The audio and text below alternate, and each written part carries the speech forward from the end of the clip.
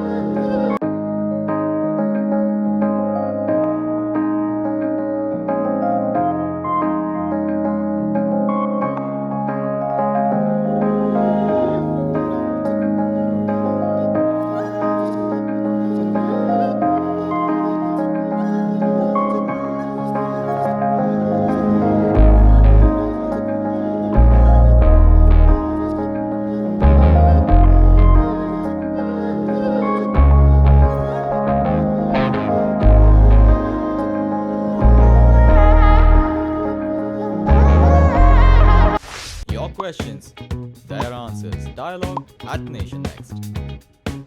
ज्वाला जी, आप हमेशा यहाँ पे आती है और जैसे आपने कहा, मुझे बताया कि यहाँ के सेक्स वर्कर्स आपको भाई मानते हैं। तो इस बारे में आप क्या कहेंगे? आप राखी के लिए यहाँ पे आती है। सबसे पहले राधिका जी, आपके पूरे नेशन नेक्स्ट के समूह को और आपके दर्शकों को रक्षाबंधन की बहुत बहुत शुभकामनाएं देती हूँ। स्वतंत्र देश के हमारे पिताजी विदर्भवीर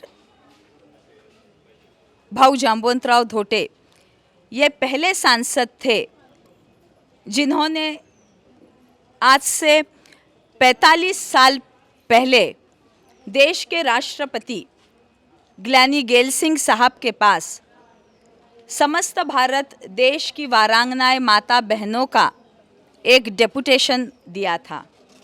उस डेपुटेशन में उन्होंने दरखास्त की थी राष्ट्रपति जी से कि ये वारांगनाएं माता बहनें, ये जो कमर्शियल सेक्स वर्कर्स है, ये भी सम्मान और सुरक्षा की अधिकारी है। इन लोगों का पुनर्वसन होना चाहिए। इनके बच्चों को उच्च दर्जा का शिक्षण प्राप्त होना चाहिए। इन लोगों को एक अच्छे प्रतीक की जिंदगी प्राप्त होनी चाहिए। तो इन लोगों के लिए central government as well as state government के फाइनेंस डिपार्टमेंट में एक अलग से निधि उपलब्ध होना चाहिए, जिससे इन महिलाओं को भी अच्छे दर्जे की ज़िंदगी प्राप्त हो, इन महिलाओं का शोषण ना हो। जो महिलाएं ज़ोर ज़बरदस्ती से इस व्यवसाय में लाई जाती है, उन महिलाओं का पुनर्वसन होना चाहिए, उनको न्याय मिलना चाहिए। मगर जो महिलाएं खुद के खुशी से अपने खुद के बच्चों का और अपने खुद के परिवार का और खुद का पेट भरने के लिए इस व्यवसाय को अपना पेशा मानती है, तो उनके निर्णय का भी स्वागत होना चाहिए, उनके निर्णय का भी सम्मान होना चाहिए। क्योंकि हम स्वतंत्र देश के स्वतंत्र नागरिक हैं। संविधान ने हमें अधिकार दिया है कि हम कोई भी पेशा चुन सकते हैं। और सेक्स वर्क ये तो सबसे पुराना ट्रेड है, सबसे पुराना पेशा है। और समाज में समतोल रहा जाए, महिलाओं को, जो हम बोलते हैं सुसंस्कृत घर की महिलाएं, हम जैसी और आप जैसी, जो हम बोलते हैं सुसंस्कृत घर की महिलाएं, इन पर कोई बुरी नज़र ना डाले, इन पर कोई बलात्कार जैसे प्रकरण ना घटे इन पर। इसलिए समाज में समतोल बनाने के लिए वारांगनाएं माता बहनों की ज़रूरत इस समाज को है, ये हम नकार नहीं सकते। सबसे बड़ी बात यह है कि संपूर्ण देश में सेक्स वर्क को एक डिसेंट वर्क करके मान्यता मिली है। सुप्रीम कोर्ट ने पेशा का दर्जा इन महिला के काम को दिया है। पूरे देश में लॉ वाइज कोई भी कायदा न तोड़ते हुए, कोई भी इलीगैलिटी न करते हुए ये पेशा शांति से चल रहा है, पूरे देश में चल रहा है। मगर मुझे ऐसा लगता है कि नागपुर का गंगा जमुना, नागपुर ये हमारे देश में नहीं है। It is not part of our free India. Nagpur के पुलिस कमिश्नर ऐसा बर्ताव करते हैं जैसे कि ये गंगा जमुना पाकिस्तान की बस्ती है। यहाँ पे देश के सर्वोच्च न्यायालय का आदेश यहाँ पे नहीं चलता। अमितेश कुमार जी का कहना है कि देश की जो एपेक्स कोर्ट है, सुप्रीम कोर्ट है, वो जो आदेश देती है वो पूरे देश में लागू होगा, मगर गंगा जमुना में लागू नहीं होगा, क्योंकि गंगा जमुना को पाकिस्तान का दर्जा मेरे ख्याल से अमितेश कुमार ने दिया है। ये एक देश का हिस्सा नहीं है, ऐसा उनका कहना है। अमितेश कुमार कल के अपने टाइम्स ऑफ इंडिया के इंटरव्यू में बोलते हैं कि गंगा जमुना बंद की तब से सेंट्रल नागपुर का क्राइम रेट घट गया है। बोलने को तो कोई भी कुछ भी बोल सकता है, उछलली जीभ की लावली टाळूला, कोई भी कुछ भी विधान कर सकता है। I want proofs, Amitesh Kumar, I want proofs, I want graphs कि सेंट्रल नागपुर का क्राइम रेट कितना कम हुआ है। और अगर गंगा जमुना बंद करने से सेंट्रल नागपुर का क्राइम रेट कम हुआ है तो rest of the constituency, east, north, south, south west, इसमें क्राइम रेट कितना बड़ा है, इसका भी ग्राफ मैं अमितेश कुमार से मांगूंगी। मुझे बताइए कि आपके स्वर्गीय पिताजी जाम्बुवंत राव धोटी जी, इनको श्रद्धांजलि देते वक्त आप बहुत इमोशनल हो गई, तो क्या आपके दिमाग में आया उस वक्त पे, क्योंकि वो भी यहाँ पे आते थे और इन सेक्स वर्कर से राखी बंधवाते थे? जी राधिका जी, मैं आपको कहना चाहती हूँ कि हमारे पिताजी ने हमको सीख दी है, हम कभी खुद के लिए आंसू नहीं बहाते। मेरे खून में, मेरे जीन्स में खुद के लिए आंसू बहाना नहीं है। मैं कट भी जाऊंगी, मेरी गर्दन भी कट जाएंगी ना, तो भी मैं खुद के लिए आंसू नहीं बहाऊंगी। जो कुछ भी आंसू बहे हैं मेरे बहनों के लिए बहे हैं, जो कुछ भी आंसू बहे हैं मेरे बहनों के लिए, मेरी माओ के लिए बहे हैं। उनके छोटे छोटे जो बच्चे हैं जो अपने हक और अधिकार से वंचित है, आज वो अच्छी स्कूल में शिक्षा नहीं ले पा रहे क्योंकि उनके माँ के झोली में पैसे नहीं है, उनके माँ के जो बटुए हैं ना वो खाली है। उनके लिए मुझे आंसू आए हैं आंखों में। मैं खुद के लिए नहीं रोई, मैं मेरे पिताजी के लिए नहीं रोई। मुझे तो मेरे पिताजी पे गर्व है, उनके संस्कारों पे और उनके विचारों पे गर्व है। मुझे खुद पर गर्व है कि लोगों को तो एक और दो भाई रहते हैं या ज़्यादा से ज़्यादा 3-4 भाई रहते हैं, मेरी तो कितने सारी बहनें हैं। यानी लोगों के हाथ सुने रहते हैं रक्षाबंधन के लिए, मगर ज्वाला धोटे ने 10 भी हाथ लगा देंगी तो 10 भी हाथ राखियों से सजेंगी। इतनी सारी बहनें मेरे पास है और इन लोगों की रक्षा करने का अगर मौका मुझे भगवान ने दिया है, नियति ने दिया है, नसीब ने दिया है, तो इससे बड़ी भाग्य की बात और क्या हो सकती है। जैसे मैं हमेशा कहती हूँ, मराठी में एक कहावत है राधिका जी, जे का रंजले गांजले त्यासी म्हणे जो आपुले, साधु तोची ओळखावा, देवते थेची जानावा। जो सच में दुखी है, जो सच में पीड़ित है, जो सच में गरीब है, जो शोषित है, उन लोगों के आंसू पोंछना ही साधु संतों ने सीख हमें दी है। और हमारी देश की संस्कृति ये साधु संतों का देश है, ये महात्माओं का देश है, ये सूफी संतों का देश है। और संतों ने, महात्माओं ने, महापुरुषों ने तो गरीबों की आंखों में कभी आंसू न आए, गरीबों पे कभी अन्याय अत्याचार न हो, यही सीख हमें दी है। तो देश की जो संस्कृति है, हमारे भारत देश की जो संस्कृति है, वो संस्कृति का मैं पालन कर रही हूँ। और संविधान ने जो हमें कहा है, संविधान के रचयिता डॉक्टर बाबा साहेब अम्बेडकर ने जो कहा है कि हर एक इंसान समान है, संविधान की रचना ही इसलिए हुई है कि मैं क्या, आप क्या, राधिका जी और ये माता बहनें क्या, ये सभी सम्मान के अधिकारी है। इन सभी को समान हक और अधिकार मिलना चाहिए, इसलिए तो संविधान की रचना हुई है। अमितेश कुमार अपने घर में रक्षाबंधन मना रहे होंगे, मिठाई खा रहे होंगे, अपने आलीशान बंगले में बैठ के एसी कैबिन में बैठ के लाखों रुपए की तनख्वाह ले रहे होंगे, और उनने कभी सोचा नहीं कि इन माओं के घर में त्योहार मनाया जाता है कि नहीं, इनके छोटे बच्चे मिठाई खाते हैं कि नहीं। अमितेश कुमार के बच्चे बड़े बड़े स्कूलों में पढ़ते हैं, लाखों रुपए की फीस जो स्कूल की है, ऐसे स्कूल में अमितेश कुमार के बच्चे पढ़ते हैं, और इन माता बहनों के बच्चों को तो कारपोरेशन के स्कूल में पढ़ने की भी उन लोगों की अभी हैसियत नहीं रही। इतने बुरे दिन ये पुलिस कमिश्नर ने इन माता बहनों पे लाया है। हमारी भारत की संस्कृति पाप और पुण्य में विश्वास रखती है।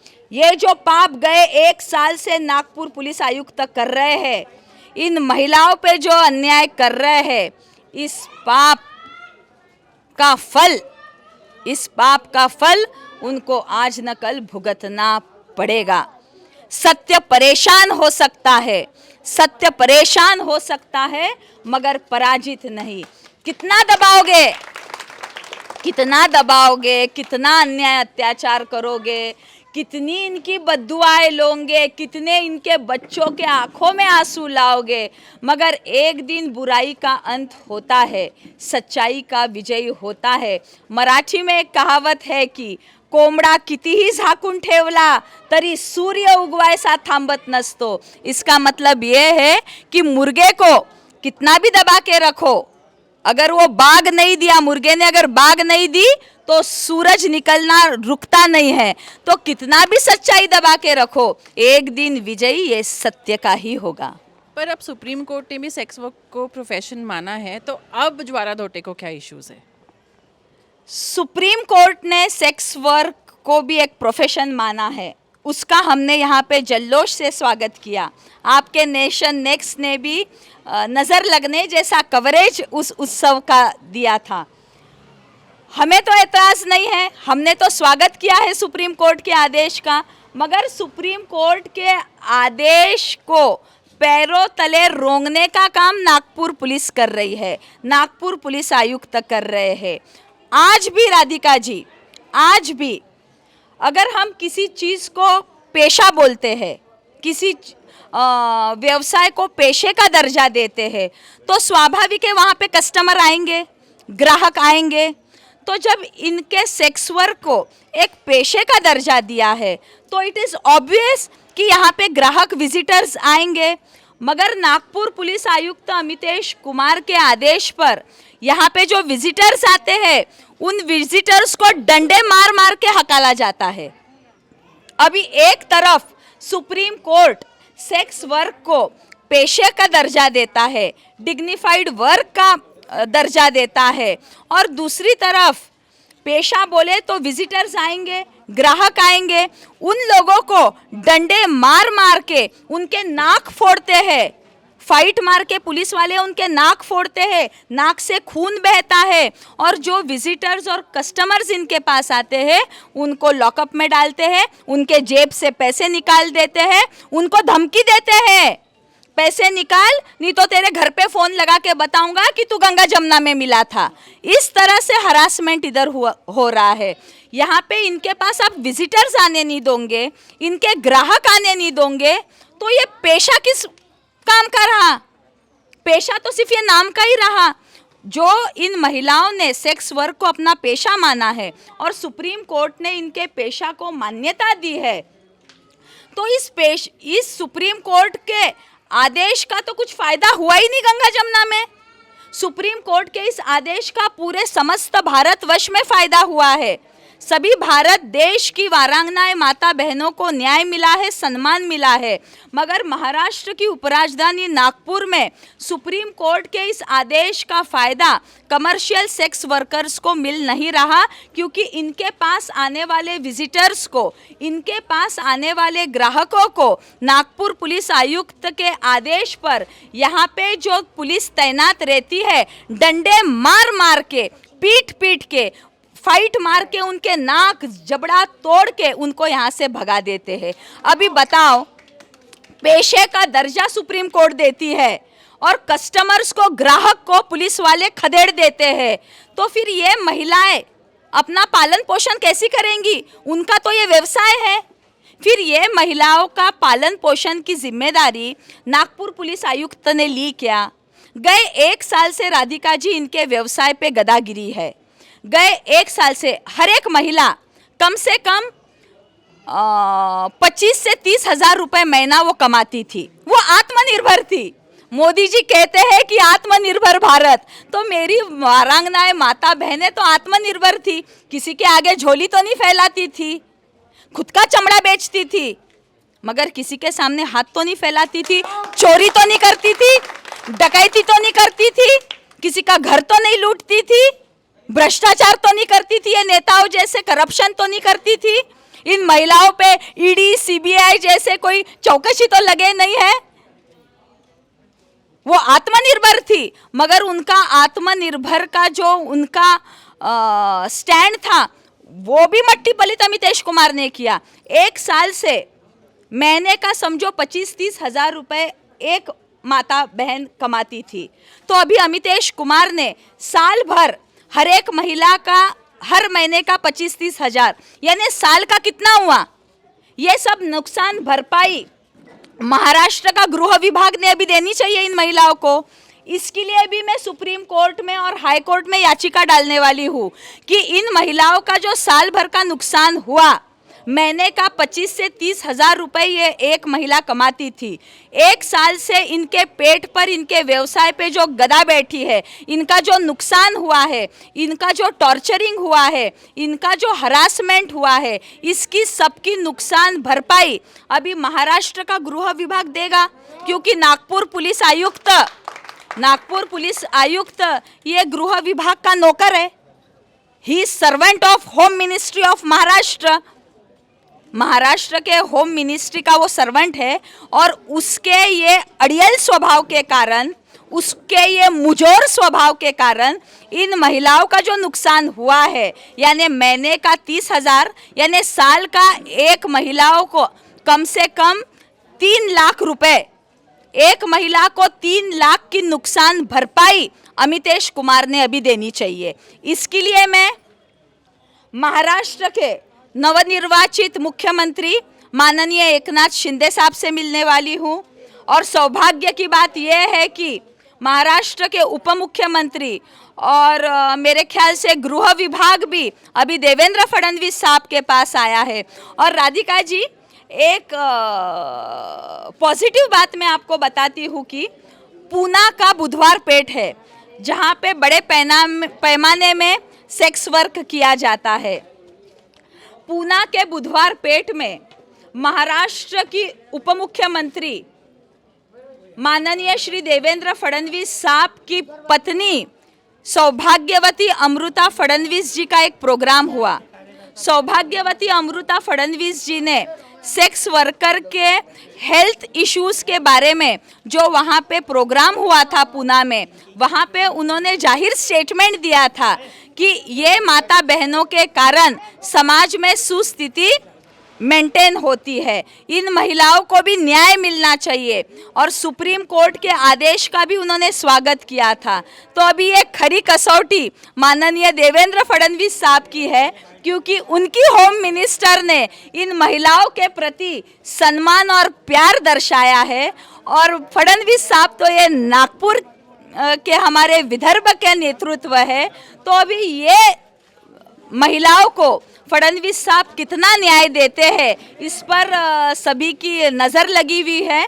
और ये भी बात मैं आपको बताती हूँ कि इसके पहले जो अर्थसंकल्पीय अधिवेशन महाराष्ट्र में हुआ था, बम्बई में जो अर्थसंकल्पीय अधिवेशन हुआ था, उस अर्थसंकल्पीय अधिवेशन में असेंबली क्वेश्चन किया था माननीय देवेंद्र फडणवीस साहब ने। माननीय देवेंद्र फडणवीस साहब तब विरोधी पक्ष नेता थे। उन्होंने आरोप लगाए थे महाविकास आघाड़ी सरकार पे कि महाविकास आघाड़ी सरकार ने वारांगनाओं के लिए जो एक स्पेशल निधि उपलब्ध रहते हैं गवर्नमेंट की, महाराष्ट्र गवर्नमेंट की, वो स्पेशल निधि में भी महाराष्ट्र गवर्नमेंट ने यानी महाविकास आघाड़ी ने करोड़ों रुपए का घोटाला किया है। यानी आप मुझे बताइए राधिका जी कि विरोधी पक्ष नेता माननीय देवेंद्र फडणवीस साहब पूरे प्रूफ के साथ असेंबली क्वेश्चन करते हैं कि महाविकास आघाड़ी के नेता लोगों ने, महाविकास आघाड़ी सरकार ने वेश्या माता बहनों के जो निधि रहता है करोड़ों का, उसमें भी करोड़ों रुपए का भ्रष्टाचार और घोटाला किया है। तो ये महाविकास आघाड़ी सरकार वेश्या माता बहनों के पैसा भी नहीं छोड़ती भ्रष्टाचार करने के लिए, तो उनसे हम क्या उम्मीद कर सकते थे। चलो रात गई बात गई, वो सरकार चली गई, अभी नई सरकार आई है। अभी ये नई सरकार इन महिलाओं को कितना न्याय देती है कि दोबारा हमको आंदोलन करने का हम पे मौका लाती है, समय लाती है, ये आने वाला वक्त बताएगा। Thank you so much ma'am, thank you. Thank you. Nation Next, News Hub for New India.